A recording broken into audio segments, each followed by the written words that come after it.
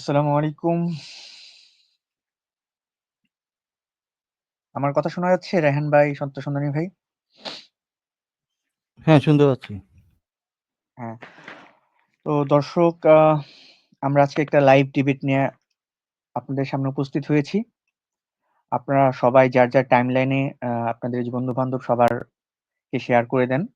আমাদের চমৎকার একটা লাইভ হবে, ডিবেট হবে আশা করি। আজকে ডিবেটের বিষয় ইসলামে জোর করে দাসীর সাথে যৌন সম্পর্ক করা যাবে। এর পক্ষে বলবে সত্যসন্ধানী ভাই, আর বিপক্ষে বলবে রায়হান ভাই। রায়হান ভাই, ফেসবুকে একটু কমেন্ট করে জানান আমাদের কথা ক্লিয়ার আছে কিনা, শুনতে পাচ্ছে কিনা সবাই, একটু কমেন্টটা দেখেন সবার কাছ থেকে।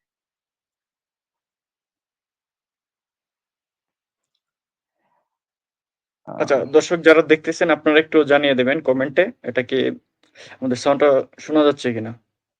হ্যাঁ। আর সত্যসন্ধানী অনেক ভাই, রায়হান ভাই, আপনারা যার যার ফেসবুক থেকে মানে ফেসবুক থেকে টাইমলাইন থেকে আপনারা যার যার ফেসবুক থেকে শেয়ার করে দিবেন যাতে মানুষ আরো বেশি কানেক্ট হতে পারে। প্রথমে আমি শিওর। রুলস বলে নিই। আহ, যেহেতু একটা সুন্দর ডিবেট আমরা চাই, এটা এরকম। তো বিষয়টা হচ্ছে যে আপনারা প্রথমে 15 মিনিট করে কথা বলবেন। প্রথমে সত্যসন্ধানী ভাই কথা বলবে, আর পরের 15 মিনিট রায়হান ভাই কথা বলবে। আপনারা কেউ টপিকের বাহিরে আলোচনা করবেন না, এটা আপনার কাছে অত্যন্ত রিকোয়েস্ট করছি। আর দ্বিতীয় কথা হলো যে কাউকে ব্যক্তিগত আক্রমণ করবেন না, টপিকের ভিতরে কথা বলবেন। টপিকের সাথে সবসময় টপিকের বেজের উপর কথা বলবেন। আর দর্শকদের জন্য বলতে চাচ্ছি যে আমাদের এই রাউন্ড শেষ হওয়ার পরে আহ আপনাদের লিংক ওপেন করে দেওয়া হবে, আপনারা সংযুক্ত হয়ে আমাদের দুইজনের কাছে প্রশ্ন করতে পারবেন। আর আলোচনার মাঝখানে প্রশ্ন, ছোট ছোট প্রশ্ন করার চেষ্টা করবেন, আর উত্তরগুলি আপনারা একটু শর্ট করে দেওয়ার চেষ্টা করবেন, কারণ প্রশ্ন তো অল্প হয় কিন্তু উত্তর দেওয়ার অনেক সময় প্রয়োজন হয়। তো আমরা কি এখন শুরু করব নাকি আরেকটু ওয়েট করব? আপনাদের কারো কোনো বক্তব্য বা কোনো কিছু আছে? রায়হান ভাই বা সত্য সন্ধানী ভাই, জি বলতে পারেন। না, আমার কোনো না, আমার বক্তব্য নাই। নাই। আমার আচ্ছা, এতটুকুই। দর্শক যারা দেখতেছেন সবাইকে আসসালামু আলাইকুম। জি, এই বলে জি, আচ্ছা। সত্যসন্ধানী ভাই তাহলে শুরু করতে পারেন, যেহেতু কামরুল ভাই যদি হ্যাঁ, অনুমতি দেন। হ্যাঁ, 7:32 থেকে আমরা শুরু করলাম, 15 মিনিট। আমাদের প্রথম 15 মিনিট আমাদের সত্যের সন্ধানী ভাই বলবে। বিষয় হচ্ছে ইসলামে জোর করে দাসীর সাথে যৌন সম্পর্ক করা যাবে। যে এর পক্ষে সত্যের সন্ধানী ভাই, উনি ওনার বক্তব্য পেশ করবেন এখন। জি, শুরু করতে পারি। আর একটা বিষয়, কেউ কার কথার মাঝখানে ইন্টারফেয়ার করবেন না দয়া করে, হ্যাঁ? ঠিক আছে। আচ্ছা, ধন্যবাদ সবাইকে। শুধু দর্শক, আজকে উপস্থিত সবাইকে ধন্যবাদ এবং আম, দি ওপেন স্টেজকে ধন্যবাদ আজকে আমাদের এই আয়োজনের জন্য। তো প্রথমে আমি শুরু করব। আমার স্লাইডটা যদি একটু সামনে আনেন, আমি স্লাইড দিয়ে শুরু করি। তাহলে আপনারা আমার স্লাইড কি দেখতে পাচ্ছেন কিনা? হ্যাঁ, স্লাইড আসতেছে, হ্যাঁ আচ্ছা, জি। আচ্ছা, ধন্যবাদ। তো আজকের যে বিষয়বস্তু সেটা হচ্ছে ইসলামে জোর করে দাসীর সাথে যৌন সম্পর্ক করা যাবে। আমি এর পক্ষে বলবো এবং আমার প্রতিপক্ষ বিজ্ঞ রায়হান ভাই উনি বিপক্ষে বলবেন। অর্থাৎ উনি প্রমাণ করবেন যে জোরপূর্বক দাসীর সাথে মিলন করা জায়েজ নয় ইসলামে। এটা উনি প্রমাণ করবেন। তো এখন আমি প্রথমে যে যে জিনিসটা করব যে এই জোরপূর্বক কথাটি এবং দাসী কথা দুটি সংজ্ঞায়িত করব। তো জোরপূর্বক বলতে আমরা কি বুঝি? জোরপূর্বক যৌনাচার বা ধর্ষণ। আ ধর্ষণ কাকে বলে এটার ডেফিনিশন কি? তো ধর্ষণ হচ্ছে ইচ্ছার বিরুদ্ধে যৌনাচার বা কনসেন্ট ছাড়া বা কনসেন্ট দেওয়া সম্ভব নয় এমন অবস্থায় যদি যৌন সম্পর্ক করা হয়, সেটাকে আমরা জোরপূর্বক যৌনাচার বা ধর্ষণ বলে আ এটার ডেফিনিশন দেওয়া হয়। সেখানে যদি এক পক্ষ অপ্রাপ্ত বয়স্ক হয়ে থাকে সেটাও একটি ধর্ষণ বা আ এটি অবাঞ্ছিত যৌনাচার। অর্থাৎ আপনি এমন কোনো ব্যক্তির সাথে যদি যৌন সঙ্গম করেন যার কনসেন্ট দেওয়ার বয়স হয়নি, অথবা এমন কোনো ব্যক্তি যার স্বাধীন কোনো ইচ্ছার মূল্য নেই, অথবা ইচ্ছা প্রকাশের অবস্থানে নেই।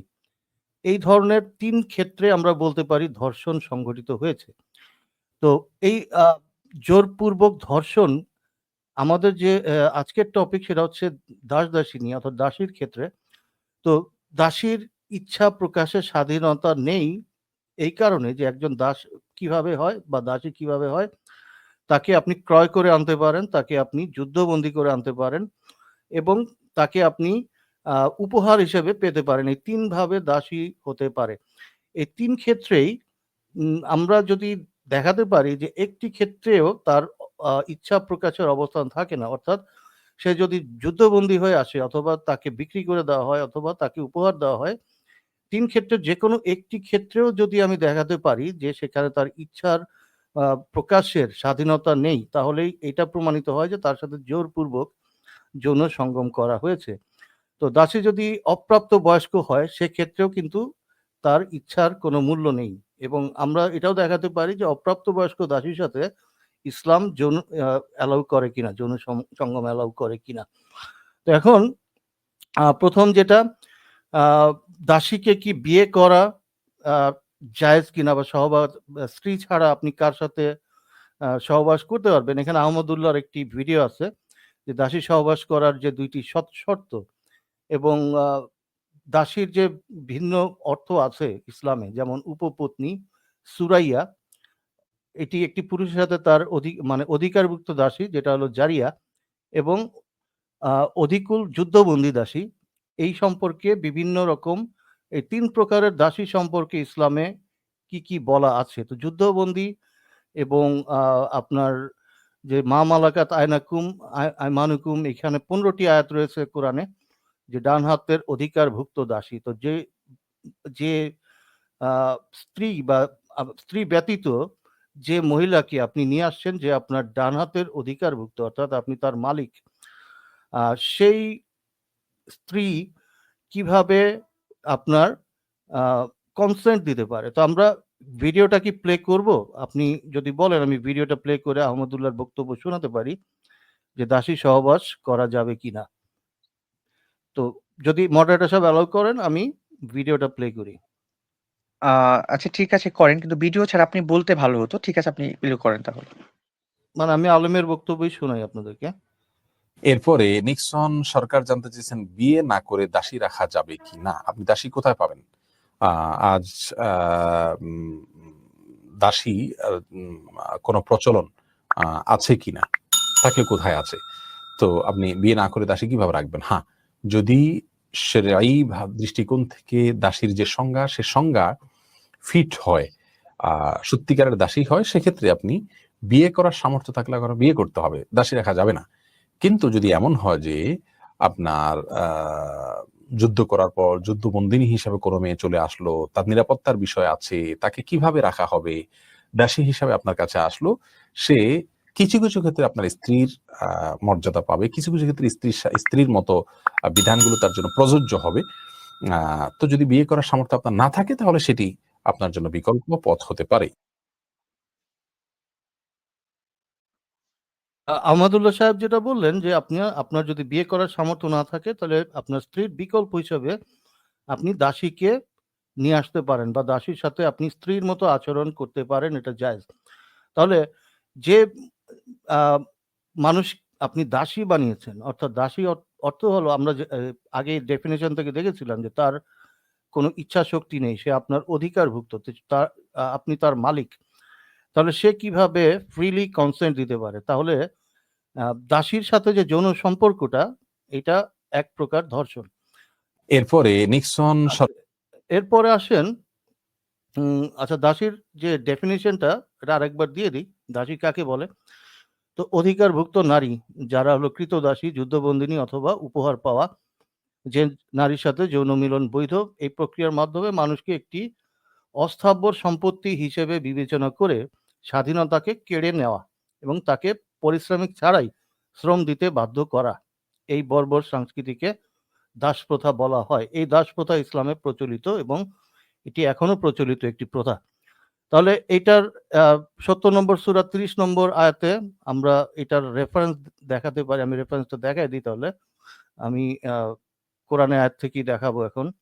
৭০ নম্বর সূরা ৩০ নম্বর আয়াতে বলা হচ্ছে আম কোরআনে যে তাদের স্ত্রী অথবা অধিকারভুক্ত দাসী ছাড়া কেননা তারা তিরস্কৃত হবে না এবং এটা এর আগের আয়াতে বলা হচ্ছে যে যারা নিজেদের লজ্জাস্থান সংরক্ষণ করে, তাহলে লজ্জাস্থান আপনার দাসীর কাছে সংরক্ষণ করার প্রয়োজন নেই।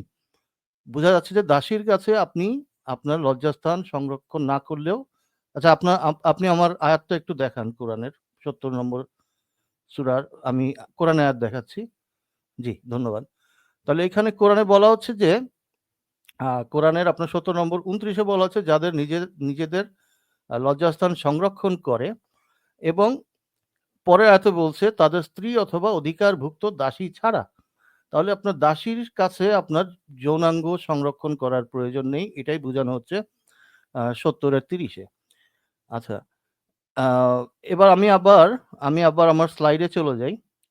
পরবর্তী পয়েন্ট সেটা হচ্ছে ইসলামে দাসী বানানোর রীতি আপনারা দেখলেন যে, এবং দাসী কাকে বলে, দাসীর সংজ্ঞা আপনারা দেখলেন। এরপরে হচ্ছে নবী যে নিজে দাসী সঙ্গম করতেন, এটা হলো 3961 নম্বর হাদিস, যেখানে বলা হচ্ছে ইব্রাহিম ইবনে ইউনুস আনাস থেকে বর্ণিত, তিনি বলেন রাসূলুল্লাহ সাল্লাল্লাহু আলাইহি ওয়াসাল্লাম এর কাছে একটি বাদী ছিল যার সাথে রাসূলুল্লাহ সাল্লাল্লাহু আলাইহি ওয়াসাল্লাম সহবাস করতেন। এতে আয়েশা এবং হাফসা তার সাথে লেগে থাকলেন। এই হাদিসটি সবার পরিচিত, মুখস্থ হয়ে গেছে অনেকের, যে এখানে এই ঘটনাটা কি ছিল। এখানে তাফসিরে গেলেও আপনারা পাবেন, আপনার তাহরিমের 1 নম্বর আয়াতে, যে এই আপনার মারিয়া কিপ্তিয়ার ঘটনা এখানে বর্ণনা করা হয়েছে। তো এই যে দাসীটি সে উপহার পেয়েছিল, এবং আমরা সম্পূর্ণ ইতিহাস বলতে গেলে আরো অনেক টাইম লাগবে, বাট মুহাম্মদ সাল্লাল্লাহু আলাইহি সাল্লাম নিজেই দাসী সঙ্গম করতেন, এবং আমরা জানি দাসীর কোনো ইচ্ছা শক্তি নাই, সে স্বাধীন নয়। এরপর যুদ্ধবন্দীর ধর্ষণে আসি, গনিমতের মাল।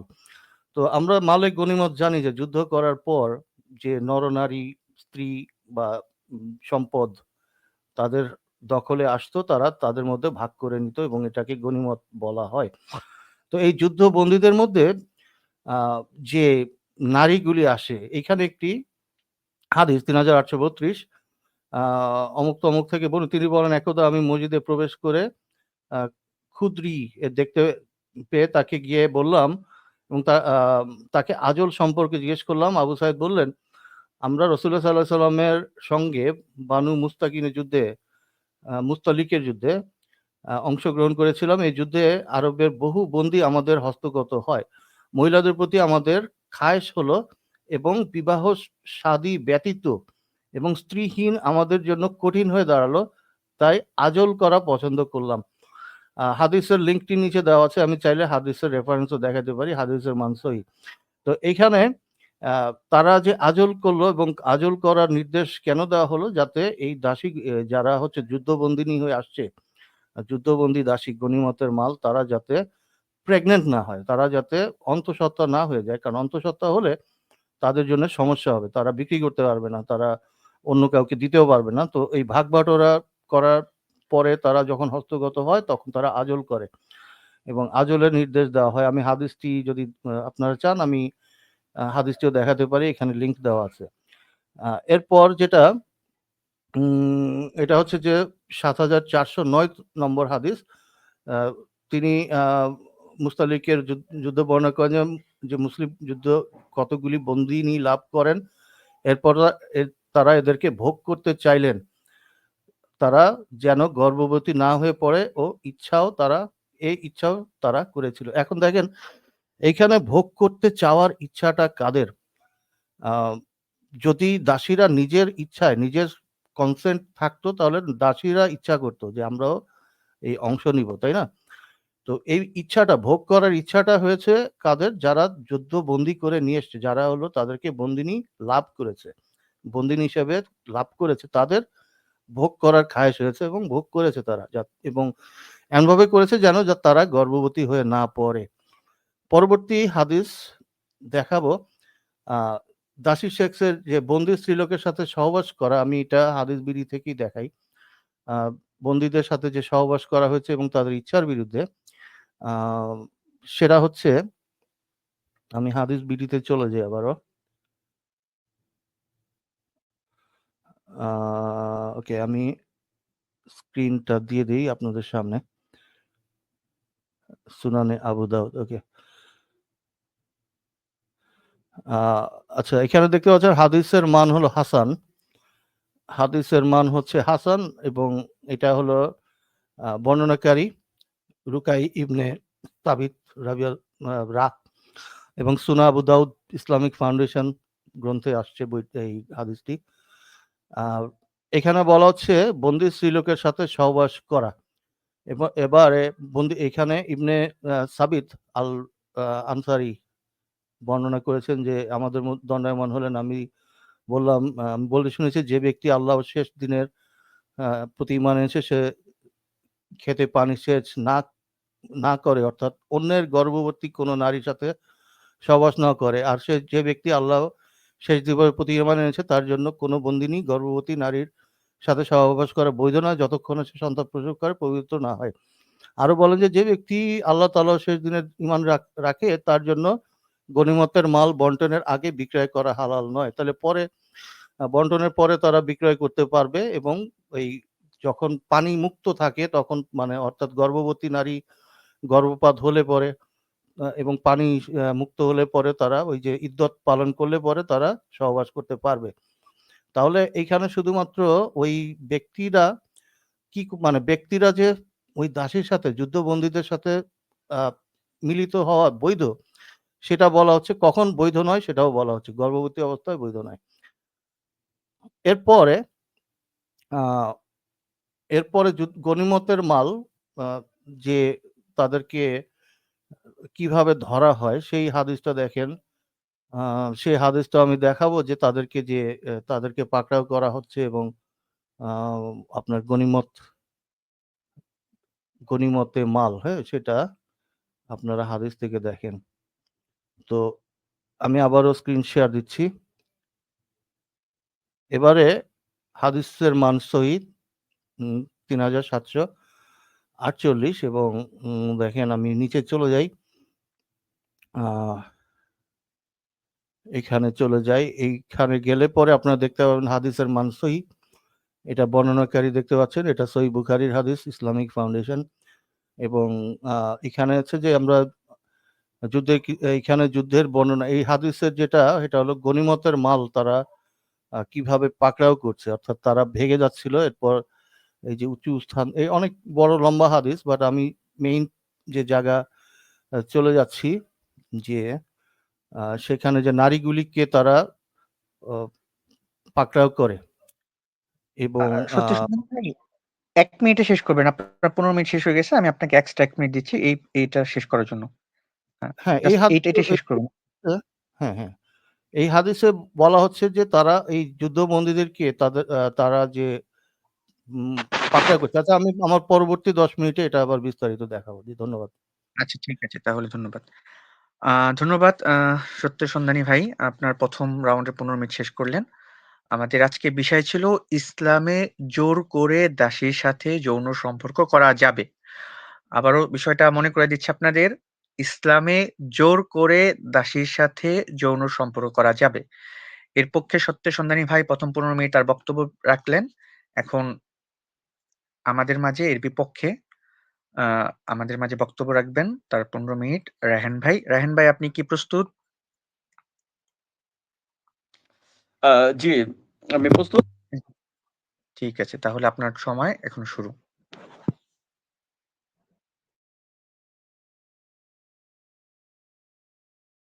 দেখতেছেন, সবাইকে অসংখ্য ধন্যবাদ।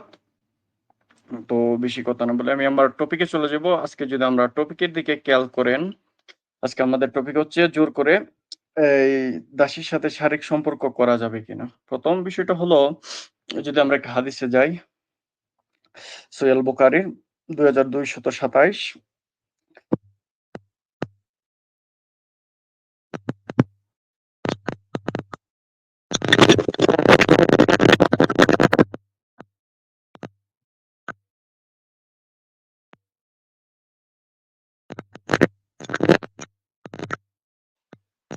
রায়হান ভাই, আপনার কথা কি বলতেছেন? আপনার কথা শোনা যাচ্ছে না।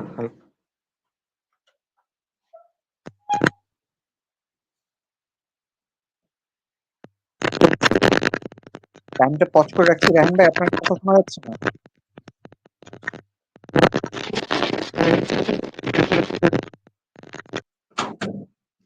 দুঃখিত দর্শক মন্ডলী, আমরা রায়হান ভাইকে হয়তোবা নেটের কোনো কারণে পাচ্ছি না। আশা করি রেহান ভাই অতি শীঘ্রই জয়েন হয়ে যাবেন, ওনার বক্তব্য রাখবেন। সত্য সন্ধানী ভাই, আমি কিন্তু ওনার টাইমটা এখন পজ করে রাখলাম, কারণ যেহেতু কথা বলতে পারছে না, মানে এখন লাইনে নেই। ঠিক আছে, সমস্যা নেই। তবে আমার আমার এই একটু হার্ট ব্রেক আছে, সেটা হলো 12টার পরে থাকতে পারবো না। ঠিক আছে। হ্যাঁ, না আমি এখন কি আমার কথা শোনা তার যায়? হ্যাঁ, আবার একটু বলেন।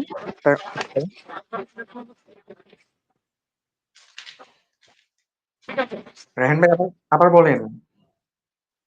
এখন ঠিক আছে কিনা, কথা ক্লিয়ার শোনা যাচ্ছে?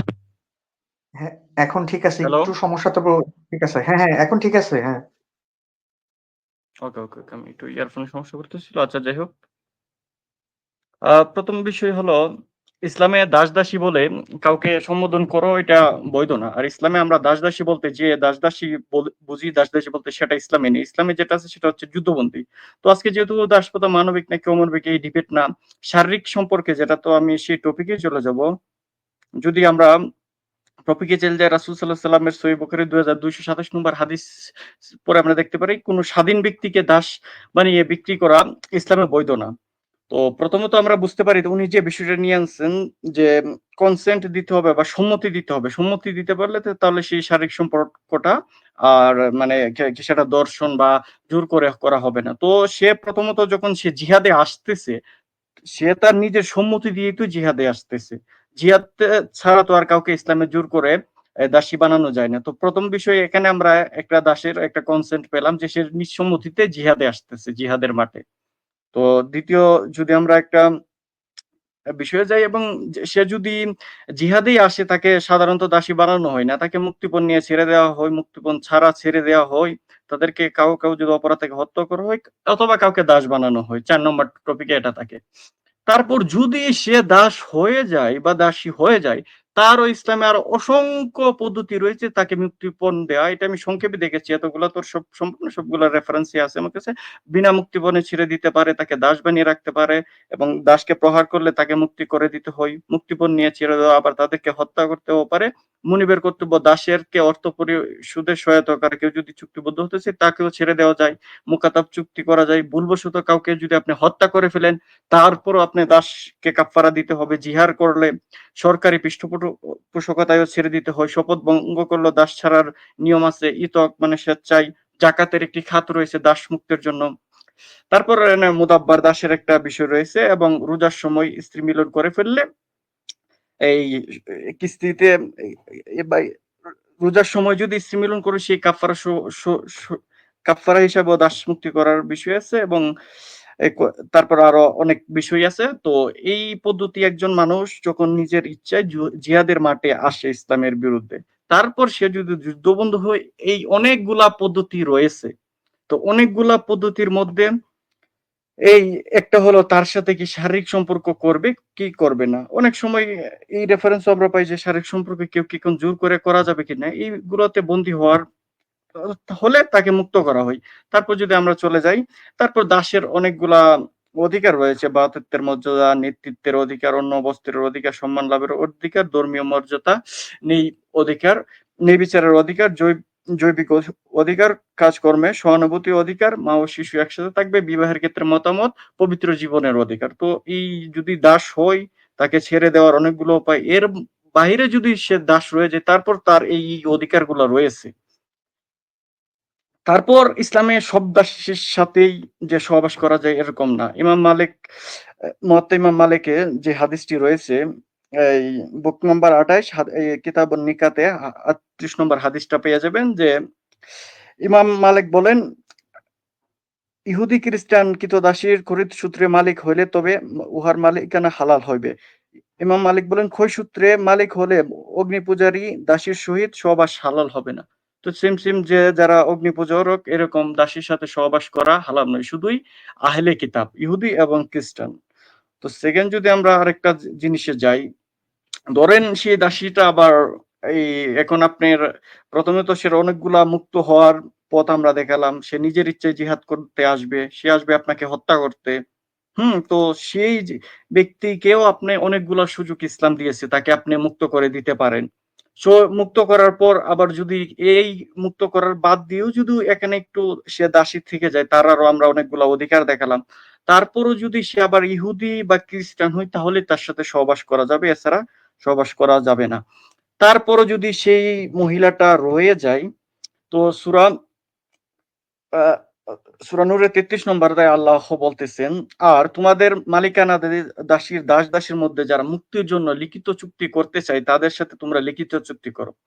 ধরেন আপনার একটা দাসী আছে, সে ইহুদি বা খ্রিস্টান, অন্যান্য বাদই দিলাম আমরা, সেগুলোর সাথে শারীরিক সম্পর্ক করা যাবে না।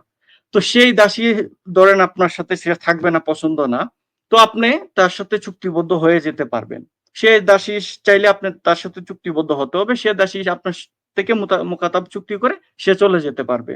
তো এখানে দাসীর এখানে আরো একটা আমরা কনসেপ্ট পেলাম, সে নিজের ইচ্ছে জিহাদে এখানে একটা সম্মতি, এখানে সে ইচ্ছা করলে চলে যেতে পারবে, এখানে একটা সম্মতি পেলাম। তো দ্বিতীয় যদি আমরা যাই, এই যে চুক্তিবদ্ধ হওয়ার যদি আমরা আবার একটু হাদিসে দেখি নি, সহিহ বুখারী 2560 নম্বর হাদিস, এই আনাস রাদিয়াল্লাহু তাআলা আনহুর কাছে কৃতদাস সিরিন মুকাতাব চুক্তি হওয়ার জন্য আবেদন জানালো। সে ছিল বিত্তশালী, কিন্তু আনাস রাদিয়াল্লাহু আনহু তাকে অস্বীকৃতি জানালে সিরিন তখন উমর রাদিয়াল্লাহু তাআলা আনহুর কাছে বিষয়টি উপস্থাপন করলো। উমর রাদিয়াল্লাহু আনহু তখন আনাস রাদিয়াল্লাহু তাআলা আনহুকে বেতাঘাত করলেন, নিম্নোক্ত আয়াতটি পাঠ করলেন, তোমরা তাদের সঙ্গে চুক্তিতে আবদ্ধ হই যদি তোমরা তাদের মধ্যে মঙ্গলের সন্ধান পাও। তো রাসূল সাল্লাল্লাহু আলাইহি সাল্লামের যে সাহাবী উমর রাদিয়াল্লাহু তাআলা আনহু বেতাঘাত করছে একজন ব্যক্তি তার দাসের সাথে চুক্তিবদ্ধ হওয়ার না কারণে। তো আপনার দাসী যদি আপনার সাথে চুক্তিবদ্ধ, সে আপনার সাথে থাকবে না, তাহলে সে চুক্তিবদ্ধ করে মুকাতাব চুক্তি লিখে নিয়ে চলে যেতে পারে। তো আমরা যদি আরো একটা পয়েন্ট দেখি, রাসূল সাল্লাল্লাহু আলাইহি ওয়াসাল্লাম সুনানে আবু দাউদে একটা হাদিস বলেছেন যে তোমাদের দাস-দাসীর মধ্যে তোমাদের খুশি করে তোমরা যা খাও তাই তাদেরকে খেতে দাও, তোমরা যা পরিধান করো তাই তাদেরকে পরতে দাও, আর তোমাদের দাস-দাসী যারা খুশি করে না বিক্রি করে দাও, তোমরা আল্লাহর সৃষ্টিজীবকে শাস্তি দিও না। তো এই হাদিসের ব্যাখ্যায় সুনানে আবু দাউদের ব্যাখ্যায় এই যে বলতেছে শুআবুল ঈমানে যে একটি ব্যাখ্যা বলতেছে যে এখানে মূল আরবিটা দেয়া আছে, আমি এই ব্যাখ্যা গ্রন্থের লিঙ্কটাও আপনাদেরকে দিয়ে দেব। যদি কোনো একজন ব্যক্তি একটি দাসী ক্রয় করে, দাসীটি উক্ত ব্যক্তির স্পর্শ হওয়া অথবা ব্যক্তিটির সহিত শয়ন করা অপছন্দ করে, তবে উক্ত ব্যক্তিটি দাসীটিকে স্পর্শ করবে না। দেখেন, যদি দাসী না হয় তাকে স্পর্শ করতে পারবেন না, উক্ত দাসীটির সাথে শয়ন করবে না, উক্ত দাসীটির সাথে আপনি শয়নও করতে পারবেন না, উক্ত দাসীটির সাথে সহবাস করবে না, এমনকি দাসীর সাথে সহবাসও করতে পারবেন না যতক্ষণ না দাসীটি অনুমতি দিচ্ছে। তো আমরা এখান থেকে দেখতে পাচ্ছি যে দাসী সম্মতি না দিলে আপনি তাকে স্পর্শ অবধি করতে পারবেন না, শয়ন করা এবং সহবাস করা তো অনেক দূরের বিষয়। তো আমরা যদি আমার বক্তব্যের সামারিটা দেখি, সে নিজের ইচ্ছায় জিহাদ করতে আসছে। বুখারীর হাদিসটা আমরা দেখেছি 2227। তো এখানে তার কনসেন্ট আছে। দ্বিতীয় বিষয়, সে ইচ্ছা করলে সে চলে যাইতে পারবে সূরা নূরের 33 অনুযায়ী বা বুখারীর 2560 নম্বর হাদিস অনুযায়ী, যে সে মুকাতাব চুক্তি করে চলে যেতে পারে। এখানেও সে কনসেন্ট দিয়ে থাকতেছে।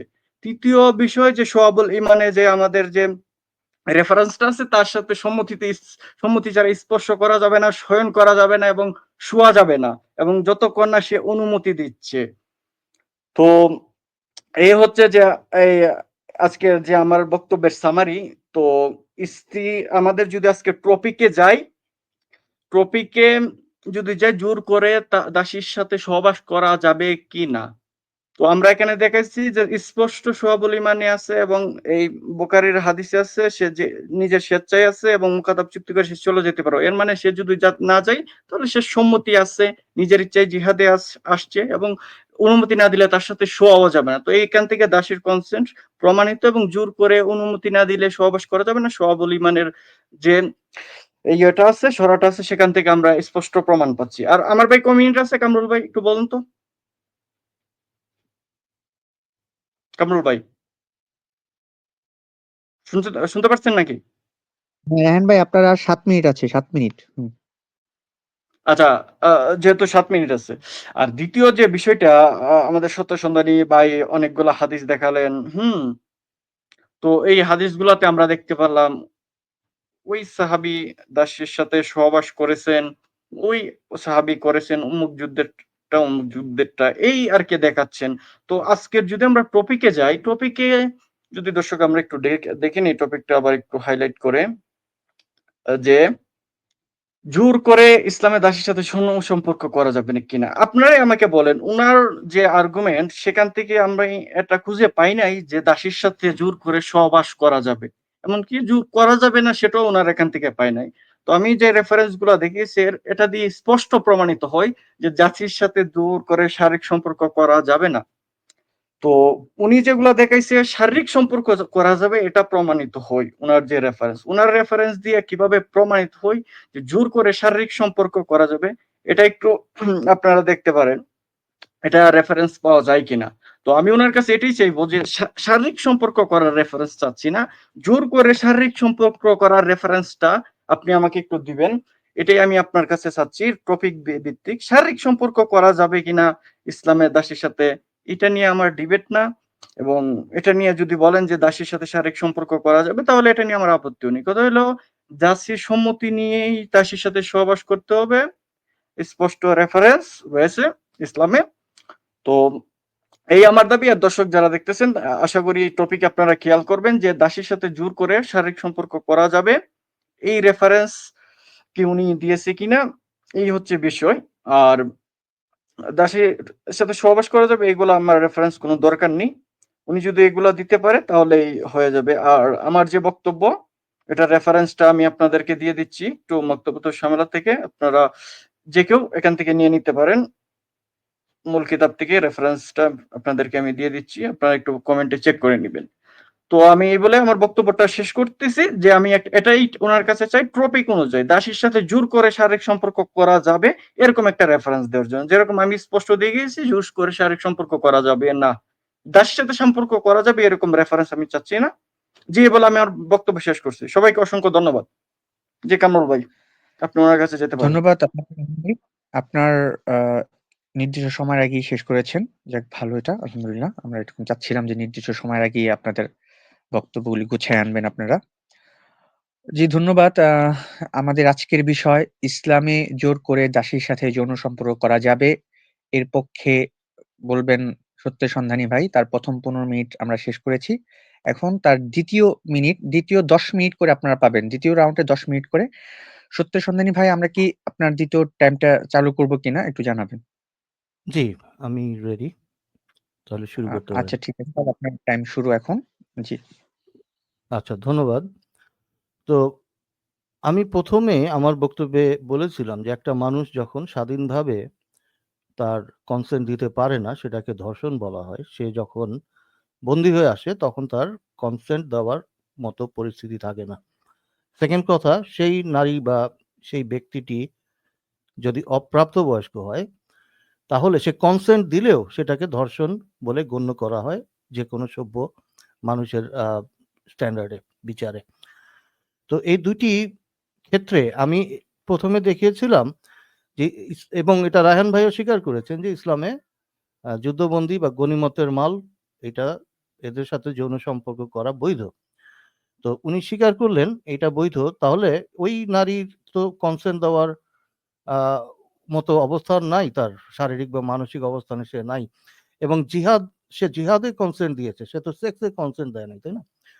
তো দাস-দাসীর সাথে যে সেক্স করাটা এবং সে যেভাবেই হোক তাকে সে ইসলামে আছে কিনা বা মানে আ অমুসলিম কিনা বা আহলে কিতাব কিনা এটা বিষয় নয়। সেই ব্যক্তিটি বা সেই নারীটি কনসেন্ট দেওয়ার মতো, এবং উনি বলছেন মুক্ত করার বিধান আছে। ভাই এগুলি নিয়ে তো আমার মাথা ব্যাথা নাই। মুক্ত করা যাবে কিনা, বিবাহ করা যাবে কিনা, থাকতে পারে। মুক্ত করার বিধান আছে।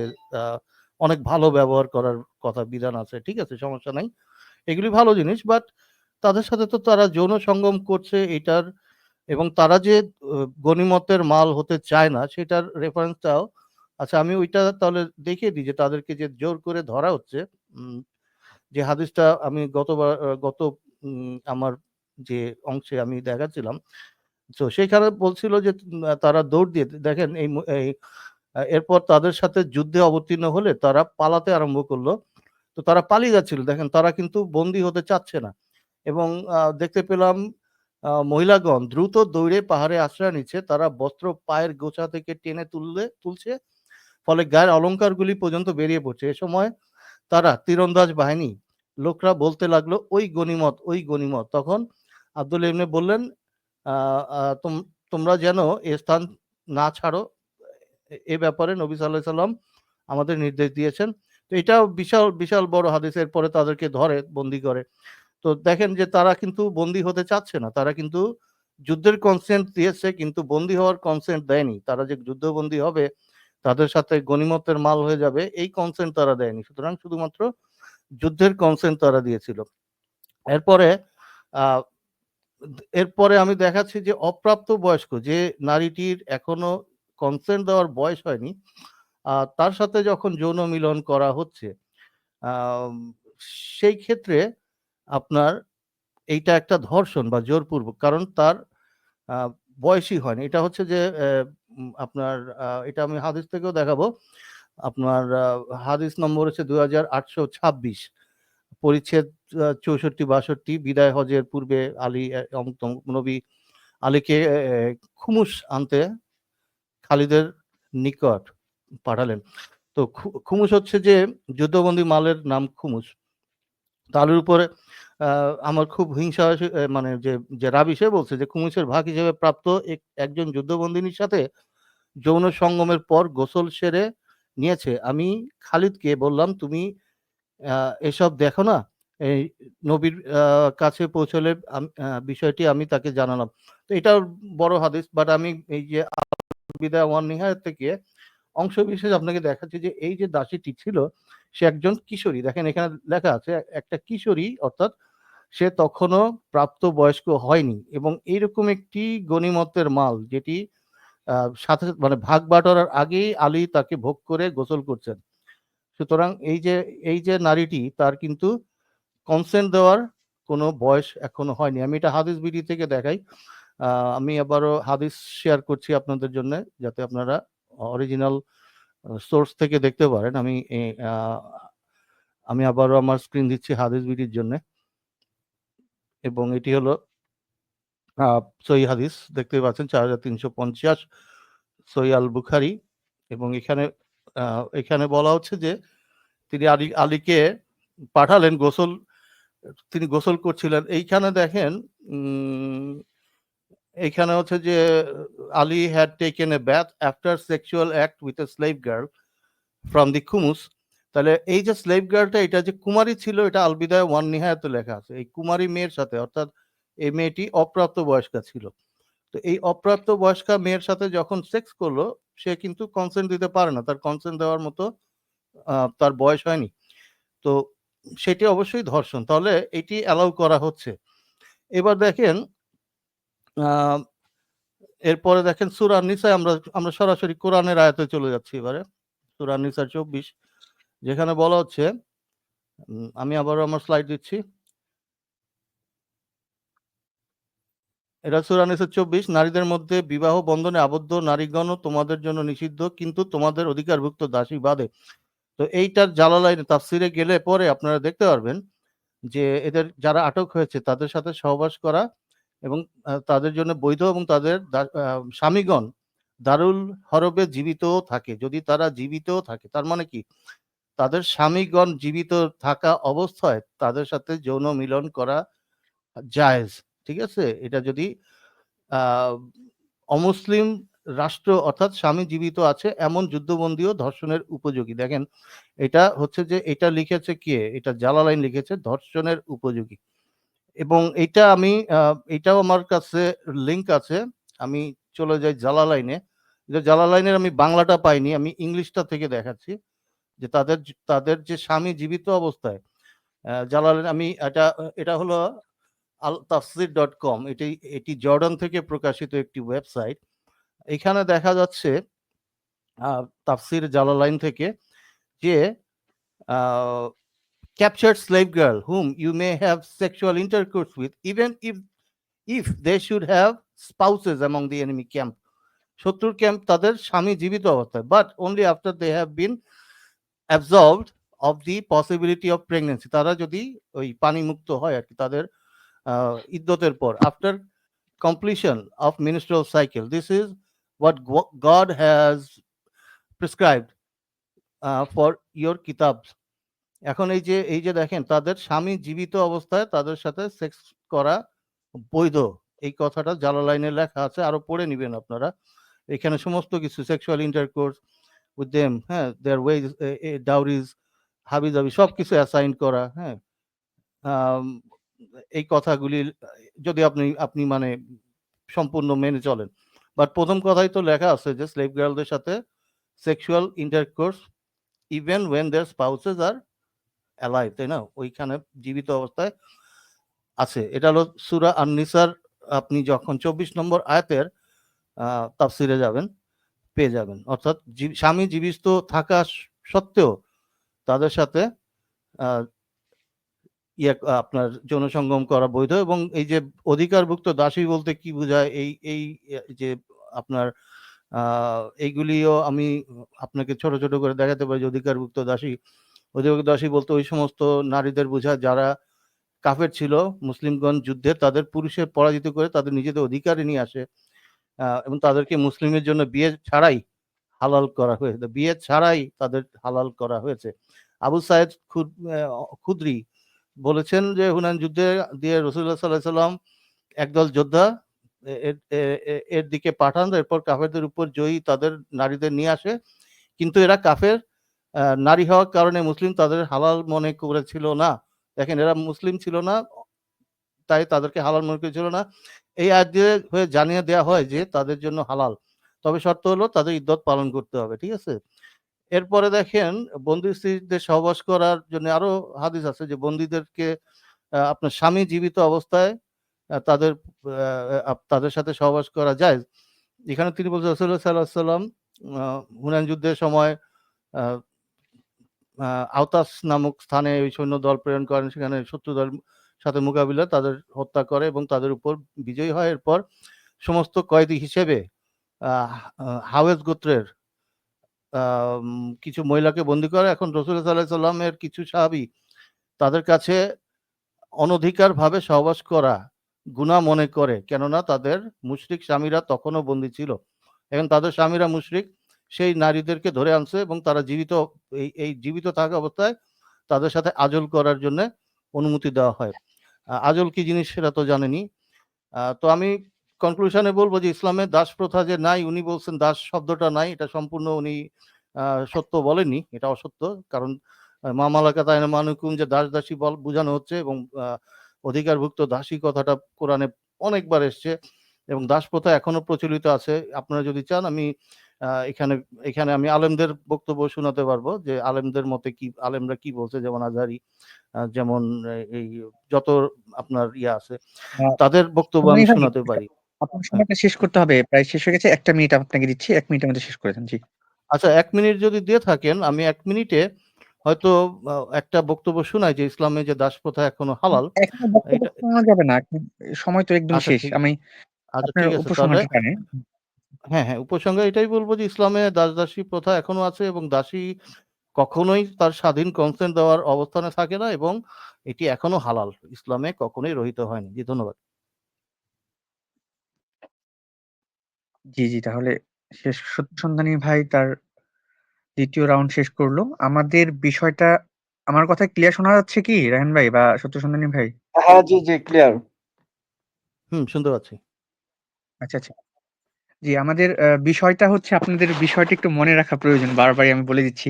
ইসলামে জোর করে দাসীর সাথে যৌন সম্পর্ক করা যাবে। হ্যাঁ? এই বিষয়। তো এই বিষয়ে আমাদের ২য় রাউন্ড চলছে। আ ১ম রাউন্ডে ১৫ মিনিট, ১৫ মিনিট রায়হান ভাই, সত্য সন্ধানী ভাই বলেছে। ২য় রাউন্ডের বরাদ্দকৃত সময় সত্য সন্ধানী ভাই বলেছে। এখন ২য় রাউন্ডের ২য় বক্তব্য রাখবেন রায়হান ভাই। রায়হান ভাই, আপনি কি প্রস্তুত? সময় কি স্টার্ট করব? হ্যাঁ, হ্যাঁ, অবশ্যই শুরু করতে পারেন। আচ্ছা, ঠিক আছে। তাহলে আপনি শুরু করেন তাহলে। আচ্ছা, জি। দর্শক, দাস-দাসীর সাথে শারীরিক সম্পর্ক করা যাবে কি যাবে না, এই নিয়ে তো ভাই আমার ডিবেটই না। দাসের সাথে জোর করে সম্পর্ক করা যাবে কি যাবে না, উনি যেগুলা রেফারেন্স দেখিয়েছে সবগুলাতে প্রমাণিত হয় দাসীর সাথে শারীরিক সম্পর্ক করা যাবে। তো এটা নিয়ে তো আমার দ্বিমত নাই। আমার তো দ্বিমতটা হয়েছে যে উনার সাথে জোর করে দাসীর সাথে শারীরিক সম্পর্ক করা যাবে কি যাবে না।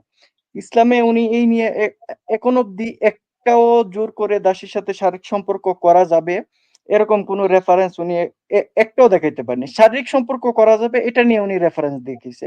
উনি আবার এই কুমারী মানে নাকি নাবালেক, উনি একটু আগে বলতেছিল যে কুমারী মেয়ের সাথে সহবাস করছে, তার মানে ওই মেয়েটা বাচ্চা ছিল আর কি, এরকম টাইপ কিছু বলতেছে। দ্বিতীয় বিষয়টা যদি আমরা দেখি, যে উনি বলতেছেন জোর করে শারীরিক সম্পর্ক করা যাবে, অথচ আমরা যখন দেখি একজন নারী যখন জিহাদের ময়দানে আসতো, তখন সে জেনে আসতো যে সে এই যুদ্ধে বন্দী হলে তার সাথে শারীরিক সম্পর্ক করা যাবে, সেটা একটা কনসেন্ট দিত। দ্বিতীয়, সে যখন থাকতো মালিকের কাছে, সে চাইলে মুকাতাব চুক্তি করে সে চলে যেতে পারতো, কিন্তু সে যদি যায় না, তার মানে সে কনসেন্ট দিয়ে থাকবে। আর না হলে তো তার যদি কনসেন্ট না থাকে তাহলে সে চলে যাবে, এখানে তার সাথে শারীরিক সম্পর্ক করবেন কিভাবে? দুইটা রেফারেন্স, আরেকটা তো স্পষ্ট রেফারেন্সই আছে যে দাসীর সাথে দাসীকে স্পর্শ করা যাবে না, দাসীর সাথে শয়ন করা যাবে না, দাসীটির সাথে সহবাস করা যাবে না যতক্ষণ না দাসীটি এই কি অনুমতি দিচ্ছে। স্পষ্ট রেফারেন্স, এরপরে আর কি লাগে? তারপর উনি বলছে দাস বলতে আমি যেটা বলছি আমার কথা ভাই, দাস বলতে যেটা আসছে কিতাবগুলাতে, সেখানে অনুবাদে বাংলাতে আর কিছু নাই বলেই দাস শব্দটা ব্যবহৃত হয়। কারণ আরবিতে আব্দ মানে হলো দাস, কিন্তু মা মালাকাত আইমানুকুম মানে তো আর দাস না। তো এটা দাস প্রথা আর ওইটা স্ত্রী অনেকটাই পার্থক্য, এই প্রায় সেম। যদি আপনাদেরকে একটু দেখাই, দেখেন স্ত্রী আর দাসের বিষয়টা দুইটাই প্রায় সেম, একটুখানি পার্থক্য আছে, এছাড়া আর তেমন কোনো পার্থক্য নেই। তো দাস বলতে যেটা আমরা ওই ইউরোপিয়ান দাস যেটা বুঝি, ওই দাস প্রথা ইসলামে নেই।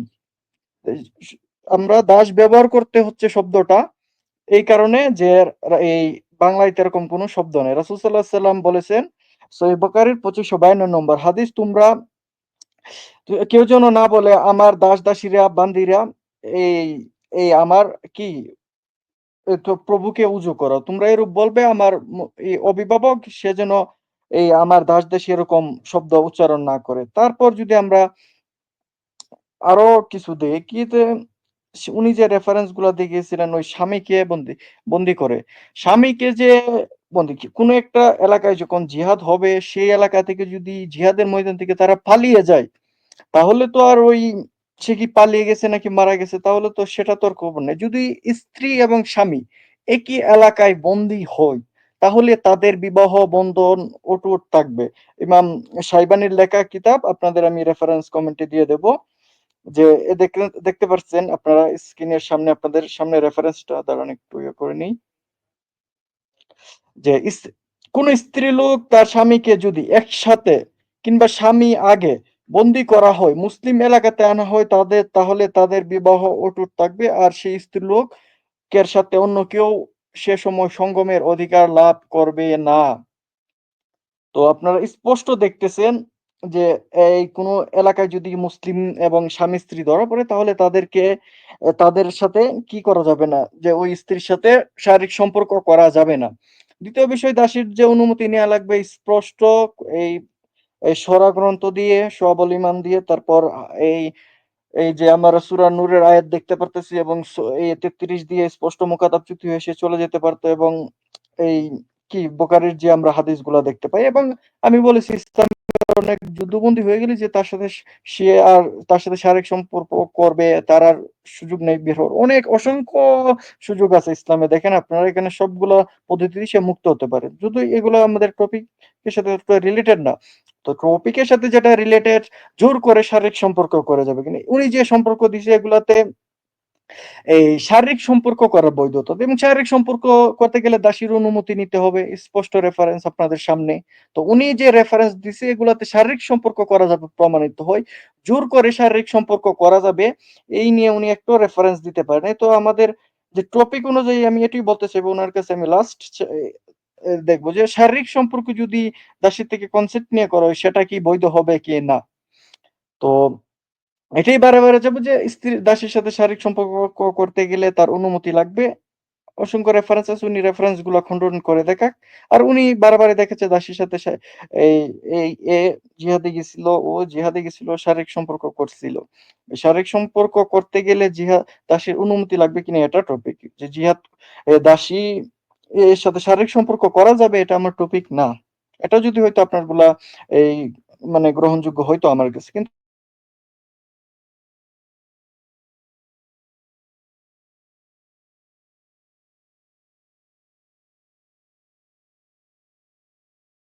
আমি কারো কথা আর শুনতে পাচ্ছি না। রায়হান ভাই আপনার কথা শোনা যাচ্ছে না? হ্যাঁ, রায়হান ভাই সম্ভবত নেটে প্রবলেম চলতেছে হয়তো। তো সম্মানিত দর্শক, রায়হান ভাই আবার ফিরে আসবে আশা করি খুব দ্রুতই। জি, আমরা আজকে আমাদের এই সম্মানিত লাইভ ডিবেট হচ্ছে। খুব চমৎকার ২ বক্তা তার বক্তব্য পেশ করছে। আমাদের আজকের বিষয় ছিল ইসলামে জোর করে দাসীর সাথে যৌন সম্পর্ক করা যাবে কিনা? পক্ষে ছিলেন সত্য সন্ধানী ভাই, আর এর বিপক্ষে ছিলেন রায়হান ভাই আমাদের। তো রায়হান ভাইকে শোনা যাচ্ছে না। উনি হয়তোবা লাইনের কোনো ত্রুটির কারণে বা সংযোগ বিচ্ছিন্ন হওয়ার কারণে করতে পারছে না। হয়তোবা আবার জয়েন করবে ইনশাআল্লাহ। তো আমরা চমৎকার বক্তব্য শুনছিলাম রায়হান ভাইয়ের কাছ থেকে, দুপক্ষ থেকেই। আহ রায়হান ভাই সম্ভবত করা যাচ্ছে না। আচ্ছা, আমি একটু ট্রাই করে দেখি রায়হান ভাইকে পাওয়া যাচ্ছে কিনা।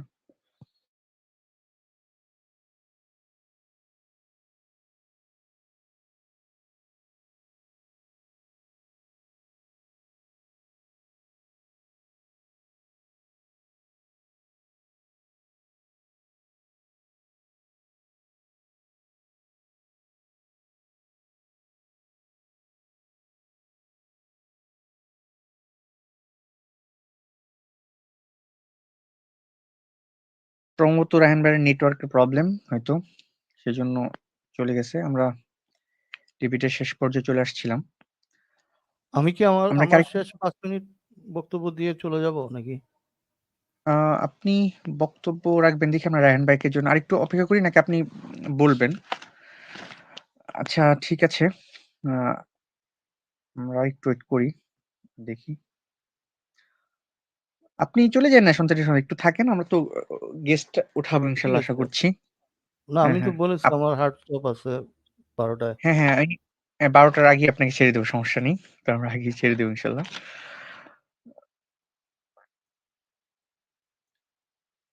রায়হান ভাই,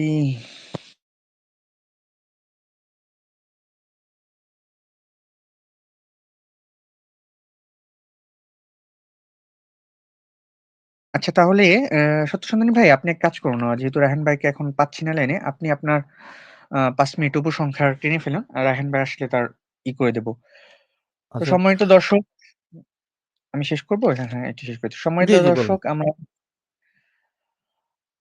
আমরা যে বিষয়টা আজকে নিয়ে ডিবেটের আয়োজন করেছিলাম, ইসলামে জোর করে দাসীর সাথে যৌন সম্পর্ক। আচ্ছা, আমাদের মাঝে রায়হান ভাই ফিরে আসছে। যে রায়হান ভাই, কি আপনি এখন বলতে পারবেন রায়হান ভাই? আপনার বেশি নেই আমার আর কথা কি ২-৩ শোনা মিনিট। যায়? না, হ্যাঁ, না, হ্যাঁ, এখন শোনা যাচ্ছে। যে না, আমি আর তেমন কিছু বলব না। আমি শুধু এটাই যে টপিক অনুযায়ী জোর করে দাসীর সাথে সহবাস, জোর করে শারীরিক সঙ্গম না, জোর করে দাসীর সাথে শারীরিক সঙ্গম করা যাবে এরকম একটা রেফারেন্স উনি দেখ, তাহলেই হয়ে যাবে। না, আমি আর এরকম বক্তব্য দেব না। উনাকে একটু দিয়ে দেন। আমার আর কিছু বলার নেই। জাস্ট একটাই রেফারেন্স চাই। জোর করে যার শারীরিক সম্পর্ক করা যাবে উনি রেফারেন্স দিবে। হ্যাঁ। আচ্ছা, উনার ৫ ঠিক আছে। মিনিট দিয়ে দেন। আমি আর বলব না। ওকে, ধন্যবাদ।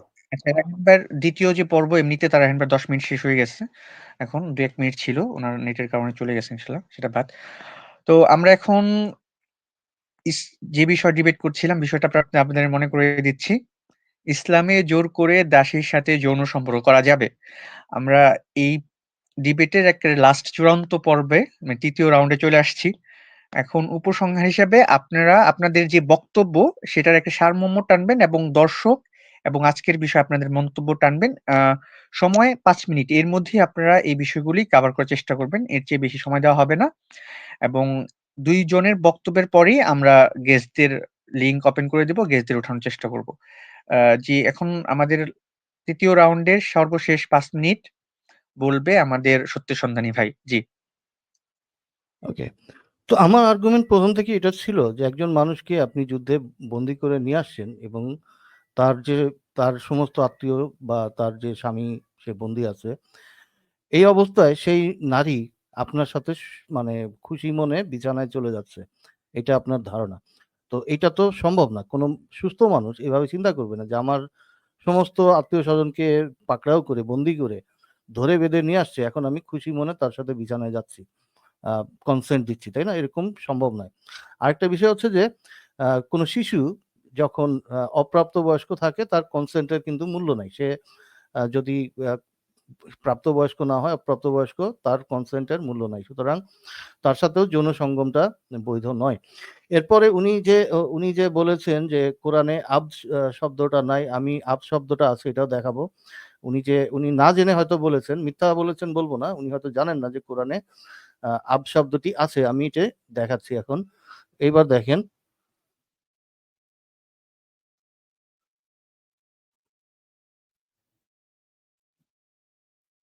ওকে, তাহলে ওয়াল আব্দু কথাটা আছে। হ্যাঁ, আপনি এখন আব্দ বলেন আর মালাকাত বলেন আর যেটাই বলেন, আপনি ওইটা আল আব্দু বলেন আর মালাকাত বলেন, যাই বলেন, ওইটাকে স্লেভি বোঝায়। তাদের স্বাধীন কোনো ইচ্ছা শক্তি নাই। তাদের সাথে যা খুশি তাদের বিক্রি করে দিতে পারতেছেন, তাদেরকে আপনি কিনা-বেচা করতেছেন এবং তাদেরকে তাদের বক্ষ পর্যন্ত উন্মুক্ত থাকে এবং সেই নারীদের কিভাবে বলছেন যে তারা কনসেন্ট দিয়ে আপনার সাথে বিছানায় যাবে, যাদের স্বামীদের আপনারা বন্দী রেখেছেন, এবং তাদেরকে ওই যুদ্ধের কনসেন্ট দিয়েছে দেখে তাদের সাথে যা খুশি করার কনসেন্ট তারা দিয়ে দিয়েছে। তো এটা দেখেন, এটা আপনাদের সম্পূর্ণ ভুল ধারণা এবং আপনি যে না জেনে বলেছেন আব্দু কথাটা নাই, আব্দু মানে স্লেভ, কিন্তু ওয়াল আব্দু কথাটা এখানে আছে। তো যাই হোক, এতটুকুই আমি বলবো এবং আমি আশা করছি উনি আরো কোরআন হাদিস ভালো মতো পাঠ করবেন এবং আলেমদের কথা শুনবেন, কারণ আলেমরা তো আরো বেশি জানে ইসলামে কি আছে না আছে সম্পর্কে। তাহলে পরে ওনার ইয়েটা ভাই, আমার টাইম তো শেষ হয়নি নাকি শেষ? না, না, আপনি বলুন। না, এটা আচ্ছা ভুল হইটা গেছিল, আচ্ছা, আপনি বলেন। ঠিক আছে, ধন্যবাদ, আমি শেষ করলাম। জি জি, আপনি দর্শকদের উদ্দেশ্যে কিছু বলেন। আমাদের তো আর আপনার হাতে আর 2 মিনিট আছে। আমরা সেটা নিয়ে শেষ করব। হ্যাঁ, আমরা তো দর্শক এটাই। বিষয়ে বলবো যে হ্যাঁ, এরকম আলোচনায় আসুন আপনারা আরো, আমরা মানবতার দিকে যাই, মানবিক মানুষ হই, যে কোনটা সমাজের জন্য আপনার কোনো একটি মতবাদকে অন্ধভাবে বিশ্বাস করা, ফলো করা, এটা কখনোই মানব জাতির জন্য কল্যাণকর নয়। আপনারা চিন্তা ভাবনা করেন, একটু বিচার যাচাই করেন এরপরে, এবং আপনারা অবশ্যই ধর্মগ্রন্থ পড়বেন, একদম অর্থসহ পড়বেন। জি, ধন্যবাদ। জি, ধন্যবাদ সত্য সন্ধানী ভাইকে।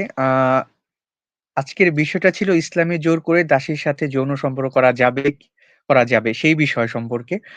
তো এই বিষয় সম্পর্কে জোর করে শব্দটা আমাদের রায়হান ভাই বলছিল। উনি কোনো রেফারেন্স হয়তো সত্য সন্ধানী ভাই রায়হান ভাইয়ের প্রশ্ন বুঝেছেন কিনা হয়তোবা সেটাই নেই। উনি উনার মতো করে ব্যাখ্যা করার চেষ্টা করেছেন। যাই হোক, আমাদের এই বিষয়ে সর্বশেষ আ ৩য় রাউন্ডে রায়হান ভাই বলবেন। রায়হান ভাই, আপনি কিন্তু টপিকের বাহিরে কথা বলবেন না। সত্যের সন্ধানী ভাই এবং আপনারা বলছি, আর টপিকের বাহিরে বলবেন না, হ্যাঁ? এখানে আসলে ইসলামে জোর করে দাসীর সাথে যৌন সম্পর্ক করা যাবে, এটা নিয়ে। যৌন সম্পর্ক করা যাবে কিনা যাবে সেটা না, জোর করে করা যাবে কিনা। এই পক্ষে ছিল সত্য সন্ধানী ভাই, আর বিপক্ষে ছিল রায়হান ভাই। রায়হান ভাই তার সর্বশেষ ৫ মিনিট বলবেন। এই ৫ মিনিটে আপনার বক্তব্যের সারাংশ টানবেন এবং দর্শকদের উদ্দেশ্যে আপনার যদি কিছু বলার থাকে তাহলে সেরকম বলবেন। আর আমরাও চাই এরকম আলোচনা হোক। আলোচনার মাধ্যমেই সত্য উদ্ভাসিত হয়। আর এই আপনার ৫ মিনিট পর আমরা লিংক উন্মুক্ত করে দেব। আমরা কিছু গেস্ট নেব ইনশাআল্লাহ। জি, রায়হান ভাই, আপনার টাইম শুরু করুন। জি। জি, অসংখ্য ধন্যবাদ। তো আমরা যদি টপিকের দিক দিয়ে খেয়াল করি, টপিকের অনুযায়ী আমি সত্য সন্ধানী ভাইয়ের কাছ থেকে তেরকম কোনো রেফারেন্স পাইনি। উনি অনেকটা বলতেছেন তাদের সাথে জিহাদ করা যাবে, বন্দী করা যাবে, কিন্তু কনসেন্টের বিষয়টা যে আছে এটা তো আমরা দেখিয়েছি স্পষ্ট রেফারেন্স। সে না থাকতে চাইলে চুক্তি করতে পারে, চুক্তি করে চলে যেতে পারে। দ্বিতীয় বিষয়, এই যে তাকে স্পর্শ করা যাবে না, তার সাথে সহবাস করা যাবে না, তার সাথে শয়ন করা যাবে না। এটারও রেফারেন্স রয়েছে সহবল ঈমান ২ খন্ড ২৬৭ পৃষ্ঠায়। তারপর যে বিষয়টা, অনেকগুলা তো বিনা কারণেই তো অনেকগুলা পদ্ধতি রয়েছে সে মুক্ত হওয়ার। তো ইসলামে দাসপ্রথা মানবিক নাকি অমানবিক, এটা নিয়ে যদি আমরা ডিবেট করতাম তাহলে দ্বিতীয় বিষয়টা থাকতো। প্রথমত ওনার কাছে আমরা রেফারেন্স পাইনি যেটা দিয়ে আমরা বুঝতে পারি যে জোর করে ইসলামে দাসের সাথে সহবাস করা যাবে। উনি এই যে নাবালেগ বলছেন, কুমারী মানে কি নাবালেগ, এটা এরকম কথা আমি কোনোদিনও শুনি নাই। উনি নিজে পড়তেছিলেন মেয়েটি ছিল কুমারী। কুমারী মেয়ে মানে কি নাবালক? হাস্যকর কথাবার্তা ভাই। একজন মহিলার বয়স ধরেন ৩৫, সে মহিলা কোনোদিন সহবাস করে না, সেই মহিলা তো কুমারী। রায়হান ভাই, আমরা পার্সোনাল এটাকে না যাই, হ্যাঁ? পার্সোনাল যাব না। আমরা টপিকের বাইরে বলব আচ্ছা, না। হ্যাঁ। ঠিক আছে? আচ্ছা, তো দ্বিতীয় যে দুঃখিত, আপনি এভাবে বলবেন আচ্ছা, না। জি। দ্বিতীয় যে বিষয়টা আমরা দেখতে আচ্ছা, সাউন্ড রিপ্লে করতেছিলাম না এখানতে। তো দ্বিতীয় যদি আমরা দেখি, তো টপিক অনুযায়ী ওনার কাছ থেকে আমরা কোনো রেফারেন্স পাইনি। দ্বিতীয় উনি যেটা বলেছিলেন যে ওই আপ-ট্রাপ। আমি তো এখানে স্পষ্ট দিয়েছি, রাসূল সাল্লাল্লাহু আলাইহি সাল্লাম বলেছেন, তোমরা এমন কথা বলো না যে তোমাকে প্রভুকে করো, তোমার প্রভুকে উজু করো। তোমরা তোমার প্রভুকে পান করো, আর যেন দাস-দাসী বাদীরাও এরূপ না বলে। তো দাস-দাসী যে বলা যে নিষেধ, এটাও আমি রেফারেন্স দেখেছি সহিহ বুখারী। উনি যেটা বলছেন সেটার উত্তর আমাদের এক ভাই কমেন্টে দিতেছে যে এই যে দাস-দাসী ওইটা রাখার জন্য তো ওই আয়াতে বলা হয় নাই। যাই হোক, যদিও এটা নিয়ে তো আমার ইয়ে না। তো যে টপিকে আমরা টপিকে থাকি যে শারীরিক সম্পর্ক জোর করে বৈধ কিনা, ওনার কাছে আমি একটা রেফারেন্স চেয়েছি যে জোর করে দাসীর সাথে শারীরিক সম্পর্ক করা যাবে কি যাবে না। এই নিয়ে উনি কোনো রেফারেন্স দেখাতে পারে নাই। তো আমরা দর্শকদের এটাই অনুরোধ করবো যে টপিকটা কি ছিল আর ওই টপিক অনুযায়ী কি কোনো রেফারেন্স দিতে পারছে কিনা। যে একটাও রেফারেন্স নাই, তবে আমরা অসংখ্য দুই তিনটার মতো রেফারেন্স দেখেছি যে জোর করে দাসীর সাথে শারীরিক সম্পর্ক করা যাবে না। দাসী মন সম্মতি দিয়েই জিহাদে আসবে, তাকে সে ইচ্ছা করলে সূরা নূরের 33 অনুযায়ী চলে যেতে পারবে, এবং যদিও থেকে যায় অসংখ্য পদ্ধতি রয়েছে সে মুক্ত হওয়ার, এরপর যদি সে থেকে যায় তার অনুমতি নিয়েই তার সাথে শারীরিক সম্পর্ক করা লাগবে। সবল ইমানে স্পষ্ট রেফারেন্স রয়েছে। তো দর্শক যারা দেখতেছিলেন, আপনাদের সবাইকে অসংখ্য ধন্যবাদ, এবং বিশেষ করে কামরুল ভাই এবং সত্য সন্ধানী ভাইকে আপনাদেরকে অসংখ্য ধন্যবাদ আপনারা লাইভটিতে অংশ করার জন্য। এবং ভবিষ্যতে আমরা নাস্তিকদের কাছ থেকেও এরকম এই দালিল লেক লাইভ আমরা আশা করব, তারা আমাদের সাথে তারা আলোচনায় অংশগ্রহণ করবে দালিল লেক ভাবে। তো এই বলে আমি আমার বক্তব্য শেষ করছি। সবাইকে অসংখ্য ধন্যবাদ। এবং জি কামরুল ভাই, আমি কি লিংক দিয়ে দেবো গেস্টদের জন্য? কামরুল ভাই